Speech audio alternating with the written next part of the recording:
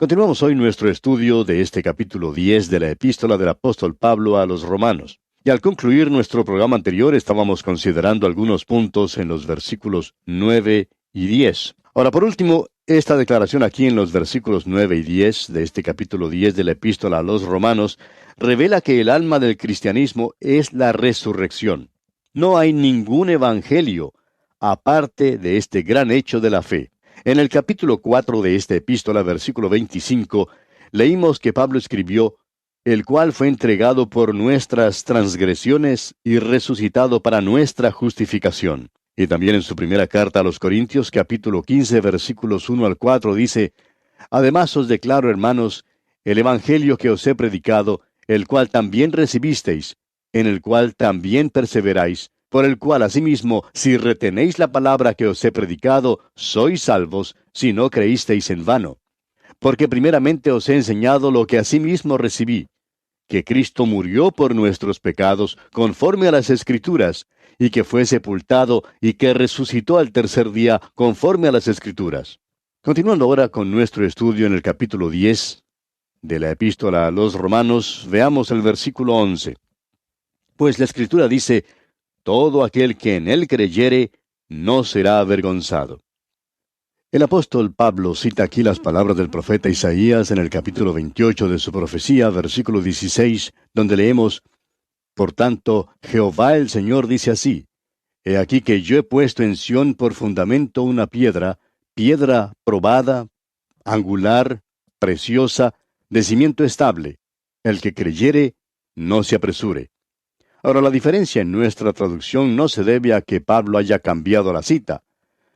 La palabra traducida como avergonzado y se apresure es la misma. Significa huir por temor. Tiene el mismo sentido en cualquiera de las dos traducciones. Ahora, Pablo hace valer su previa declaración de que la justicia por la fe se enseña en otros pasajes del Antiguo Testamento. Este pasaje también muestra el carácter universal de la salvación en las palabras todo aquel. Y en el versículo 12 leemos, porque no hay diferencia entre judío y griego, pues el mismo que es Señor de todos, es rico para con todos los que le invocan. Puede que haya ciertas diferencias entre el judío y el gentil, pero no hay distinción alguna ante Dios en esta edad. En esta edad todos han pecado y están destituidos de la gloria de Dios, como declara el apóstol allá en el capítulo 3 de esta carta, versículo 23. Tanto el judío como el gentil necesitan venir a Cristo para la salvación. Allí en el Evangelio según San Juan capítulo 14, versículo 6, el Señor Jesucristo dijo, yo soy el camino y la verdad y la vida. Nadie viene al Padre sino por mí. No se puede obtener la salvación mediante los ritos y ceremonias del Antiguo Testamento, ni por la ley, ni en virtud de su raza. La salvación, amigo oyente, viene solamente por la fe en Jesucristo. Es ofrecida en base a la misericordia de Dios. Pablo ahora ha probado por las Escrituras del Antiguo Testamento que el único requisito que Dios exige del hombre es la fe. Y esto nivela todas las distinciones raciales y derriba la pared intermedia de separación entre el judío y el gentil. Continuemos ahora con el versículo 13 de este capítulo 10 de la epístola a los Romanos. Porque todo aquel que invocare el nombre del Señor será salvo. Esta cita aquí corresponde a las palabras del profeta Joel en el capítulo 2 de su libro, versículo 32, que dice, y todo aquel que invocare el nombre de Jehová será salvo, porque en el monte de Sión y en Jerusalén habrá salvación, como ha dicho Jehová, y entre el remanente al cual él habrá llamado. Y una vez más, Pablo vuelve a referirse al Antiguo Testamento para hacer valer su argumento de que la salvación es por la fe. Hay 8 citas del Antiguo Testamento en este capítulo, y hay 30 citas en esta división comprendida entre los capítulos 9 al 11. Esta cita sigue lógicamente al versículo 12, pero pone muy en claro que tanto el judío como el gentil necesitan invocar el nombre del Señor, más bien que hacer algo para la salvación. Invocar el nombre del Señor quiere decir creer en el Señor Jesucristo. Esta es la carga de todo el mensaje del apóstol Pablo aquí en su epístola a los Romanos. Leamos ahora los versículos 14 y 15. ¿Cómo pues invocarán a aquel en el cual no han creído? ¿Y cómo creerán en aquel de quien no han oído? ¿Y cómo irán sin haber quien les predique? ¿Y cómo predicarán si no fueran enviados? Como está escrito, cuán hermosos son los pies de los que anuncian la paz, de los que anuncian buenas nuevas. Es necesario comprender la posición del apóstol Pablo para poder apreciar estos versículos. Los judíos, su propio pueblo, aborrecían al apóstol Pablo, aunque aplaudían a Pablo el fariseo. De modo que Pablo les está mostrando lo lógico de su posición. Ellos rechazaban su derecho o el derecho de cualquier otro apóstol de proclamar un evangelio que omitía el sistema mosaico, lo cual había degenerado en el judaísmo. Pablo muestra que debe haber mensajeros del evangelio que tienen credenciales de Dios. Pablo empezó esta epístola diciendo, Pablo, siervo de Jesucristo, llamado a ser apóstol. Sigue una orden de sucesión lógica. Los predicadores necesitan ser enviados para que el pueblo pueda oír a fin de que crean, pues de otro modo no sabrían cómo invocar el nombre del Señor. Y el apóstol Pablo señala con precisión todo en cuanto al creer. Esto necesitó su ministerio. La falta de oportunidad no podía servir de excusa válida para no invocar el nombre del Señor, porque Pablo y los otros apóstoles estaban ejerciendo su llamado. Un hombre que predica el Evangelio necesita ser enviado. Pablo afirma este poquito de lógica citando un texto del profeta Isaías en el capítulo 52, versículo 7, donde leemos, «Cuán hermosos son sobre los montes los pies del que trae alegres nuevas, del que anuncia la paz, del que trae nuevas del bien, del que publica salvación, del que dice a Sión, tu Dios reina». Este texto citado precede la maravillosa profecía de Isaías en el capítulo 53, profecía de la muerte y resurrección de Cristo. Aquella profecía principió con la pregunta del profeta, ¿quién ha creído a nuestro anuncio? La ley de Moisés seguramente no fue las alegres nuevas del bien, sino una ministración de muerte. Se nos dice aquí que los pies de aquellos que anuncian la paz son hermosos. Creemos que este programa de radio es muy importante y estamos dedicándole tanto tiempo cuanto sea necesario. Creemos que es importante predicar la palabra de Dios a los necesitados. Cuando me quito los zapatos por la noche, antes de acostarme y me miro los pies, llego a la conclusión de que no son nada hermosos, amigo oyente. No hay nada en cuanto a los pies que les haga objeto de hermosura. Pero Dios llama hermosos a los pies de sus llamados y enviados. Los pies de la raza humana de costumbre se calzan. No son nada hermosos que ver. La palabra del comentarista Lange es muy propia aquí. Dijo él, en su correr y apresurarse, en su subir los montes obstructores y en su apariencia y descenso de las montañas, son símbolos del movimiento ligero y aspecto encarecidamente deseado del mismo Evangelio. Y este es uno de los motivos por los cuales nos agrada la oportunidad que tenemos mediante la radio hoy en día. Podemos subir montañas, cruzar los llanos, extendernos sobre las vastas expansiones del agua y entrar en los lugares recónditos de la tierra con el glorioso mensaje del Evangelio. Podemos entrar en hogares, en automóviles, en los negocios, y hasta hemos entrado en algunas cantinas con el Evangelio por medio de la radio. De veras, es maravilloso alcanzar tantos lugares con la palabra de Dios. Bien, continuando ahora con nuestro estudio en este capítulo 10 de la Epístola a los Romanos, leamos el versículo 16. Mas no todos obedecieron al Evangelio, pues Isaías dice, Señor, ¿quién ha creído a nuestro anuncio? En el capítulo 3 de esta epístola, versículo 3, tenemos un pasaje paralelo. Pablo introduce esta nota de tristeza con un motivo doble. En primer lugar, esta es una declaración de un hecho. Nos regocijamos en los muchos que han sido salvados, pero cuando se considera toda la población, el porcentaje de los salvados es muy insignificante.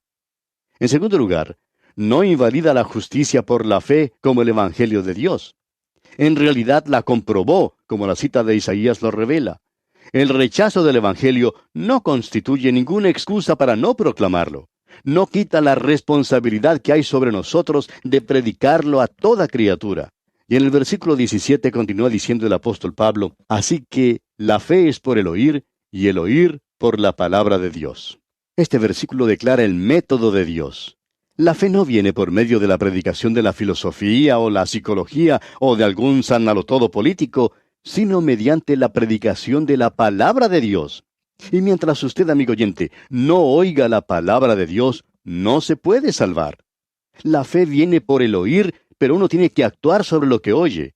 No es simplemente el oír, no se trata simplemente de algún informe, sino del mensaje del Evangelio. Se trata de la persona y la obra de Cristo. Cuán importante es para el mensajero vivir según la palabra de Dios. Ella sola da la fuerza interior y el poder exterior. Y en el versículo 19 leemos, también digo, ¿no ha conocido esto Israel? Primeramente Moisés dice, yo os provocaré a celos con un pueblo que no es pueblo, con pueblo insensato os provocaré a ira. Aquí en el versículo 19, el apóstol Pablo cita las palabras de Deuteronomio capítulo 32, versículo 21, donde leemos, ellos me movieron a celos con lo que no es Dios, me provocaron a ira con sus ídolos.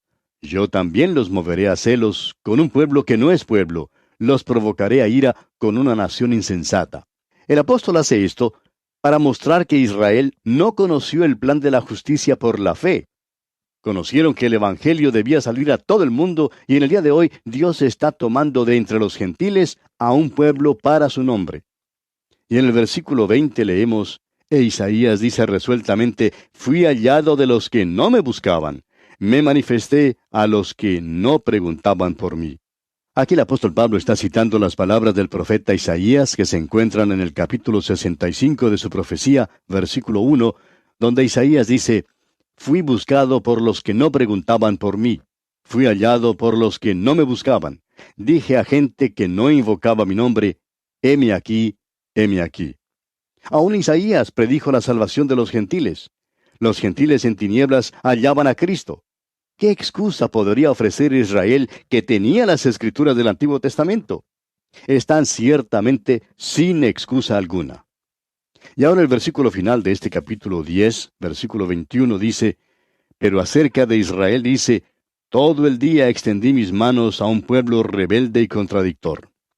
¿Se ha detenido usted alguna vez a pensar, amigo oyente, cuán pesado es tratar de mantener las manos extendidas por un largo periodo de tiempo? Trate de hacerlo para que vea cuánto tiempo le es posible hacerlo. Es una de las cosas más pesadas en la vida. Cuando Moisés oró por Israel, Aarón tuvo que sostener sus manos porque se cansó de alzarlas a Dios. Dios dice, he estado extendiendo mis manos a un pueblo rebelde y contradictor. Nadie en realidad sabe cuán bondadoso ha sido Dios con la nación de Israel. La palabra final de Esteban a esta nación, que tenemos allá en el libro de los Hechos de los Apóstoles, capítulo 7, versículos 51 al 53, es reveladora. Dice Esteban, duros de cerviz e incircuncisos de corazón y de oídos. Vosotros resistís siempre al Espíritu Santo, como vuestros padres, así también vosotros. ¿A cuál de los profetas no persiguieron vuestros padres? Y mataron a los que anunciaron de antemano la venida del justo, de quien vosotros ahora habéis sido entregadores y matadores. Hoy en día, Dios no solamente extiende sus manos a Israel, sino a todas las gentes. Extiende sus manos a un mundo contradictor. Y hablando en claro, amigo oyente, y no queremos ser irreverentes, pero si yo, por ejemplo, fuera quien manejara las cosas hoy en día, esta pequeña tierra estaría sometida a muchísimos cambios. Y en verdad, cambiaría algunas cosas. Es que cuando el hombre extiende las manos, se cansan fácilmente.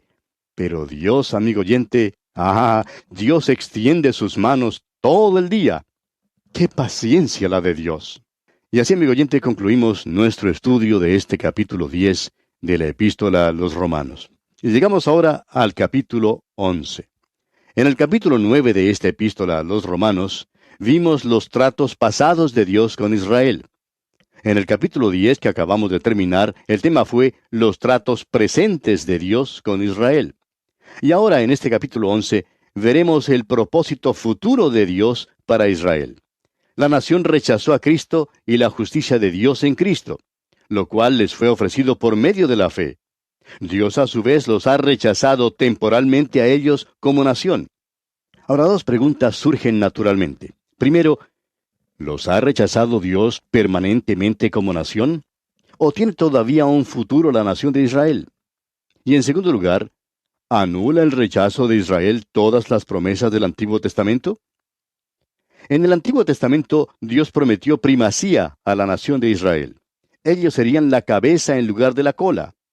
Y Pablo muestra que Dios no ha rechazado permanentemente a la nación de Israel. todas las promesas del Antiguo Testamento tendrán su cumplimiento literal. Esta edad presente de la gracia también fue anticipada en el Antiguo Testamento.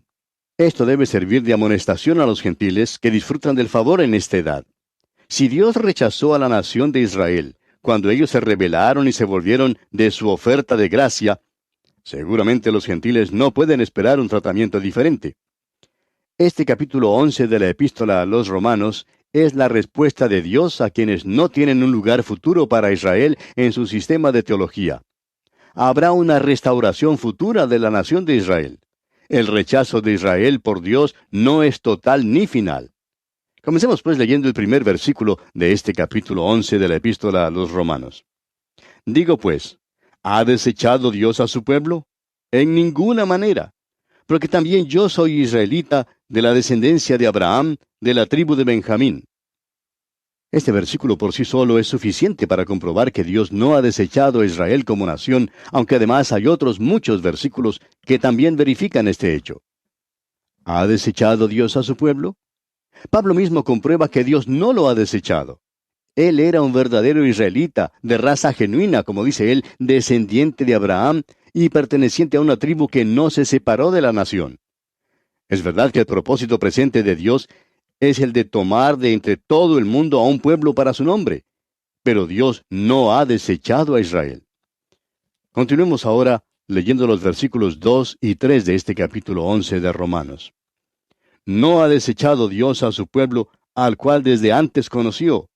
¿O no sabéis qué dice de Elías la Escritura, cómo invoca a Dios contra Israel, diciendo, Señor, a tus profetas han dado muerte, y tus altares han derribado, y solo yo he quedado, y procuran matarme?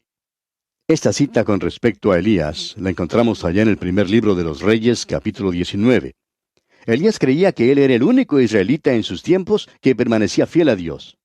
Las circunstancias parecían confirmar su impresión, pero Dios tenía un remanente. Ahora las palabras, su pueblo, al cual desde antes conoció, como menciona aquí Pablo, son la respuesta de Dios a quienes dicen que Israel como nación no tiene futuro. Dios todavía llama su pueblo a un pueblo rebelde y contradictor. Estos son los que desde antes conoció. Es una nación elegida. Y ahí en el libro de Amós, capítulo 3, versículos 1 y 2, leemos, Oíd esta palabra que ha hablado Jehová contra vosotros, hijos de Israel, contra toda la familia que hice subir de la tierra de Egipto. Dice así, A vosotros solamente he conocido de todas las familias de la tierra. Por tanto, os castigaré por todas vuestras maldades. Amigo oyente, Dios siempre ha tenido un remanente. Y volviendo ahora al capítulo 11 de esta epístola a los Romanos, leemos en el versículo 4, Pero ¿qué le dice la divina respuesta? Me he reservado 7,000 hombres que no han doblado la rodilla delante de Baal. Elías ignoraba totalmente que Dios había obrado en los corazones de unos 7,000 hombres.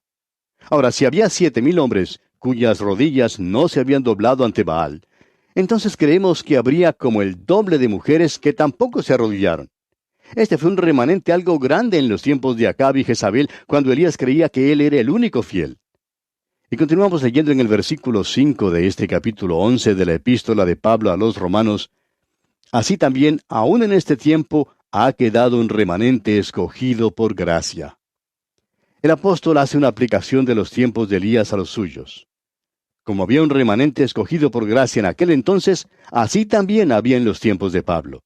Y continúa diciendo en el versículo 6, Y si por gracia, ya no es por obras. De otra manera la gracia ya no es gracia. Y si por obras, ya no es gracia. De otra manera la obra ya no es obra. Esta declaración revela que la gracia y las obras representan dos sistemas que se excluyen mutuamente, los cuales están diametralmente opuestos el uno al otro. Los del remanente no fueron salvados debido a sus buenas obras, ni por algún mérito propio. Fueron salvados solo por la gracia de Dios. Si ellos tuvieron algún mérito propio, ya dejaría de ser por medio de la gracia. Aquí vemos el motivo del antagonismo que hay contra la gracia. La gracia exalta la soberanía de Dios, quien obra independientemente de la voluntad y la obra de los hombres. Dios prometió que un remanente será salvado, y la gracia asegura el cumplimiento de su promesa. Y ahora leemos en el versículo 7, ¿qué pues? Lo que buscaba Israel no lo ha alcanzado, pero los escogidos sí lo han alcanzado, y los demás fueron endurecidos. Los hijos de Israel fueron endurecidos porque habían fracasado. No fracasaron porque se habían endurecido. El resultado es que los que no fueron justificados por la gracia fueron endurecidos. Y el comentarista Stifler dice, pues ¿quién se puede quejar si la salvación vino solo a algunos cuando ninguno la mereció? A Israel le ha sido proclamado el Evangelio más que a cualquier otra gente. Dios ha extendido sus manos todo el día a esta gente, y es difícil hacer eso. Dios ha sido sufrido y paciente con ellos. Fueron endurecidos porque rehusaron aceptar el Evangelio. Y el versículo 8 dice, como está escrito, Dios les dio espíritu de estupor, ojos con que no vean y oídos con que no oigan, hasta el día de hoy. Este versículo es una mezcla de dos pasajes del Antiguo Testamento. Allí en el capítulo 29 de la profecía de Isaías, versículo 10, leemos, porque Jehová derramó sobre vosotros espíritu de sueño, y cerró los ojos de vuestros profetas, y puso velos sobre las cabezas de vuestros videntes. Y en el capítulo 29 de Deuteronomio, versículos 3 y 4, leemos, las grandes pruebas que vieron vuestros ojos, las señales y las grandes maravillas.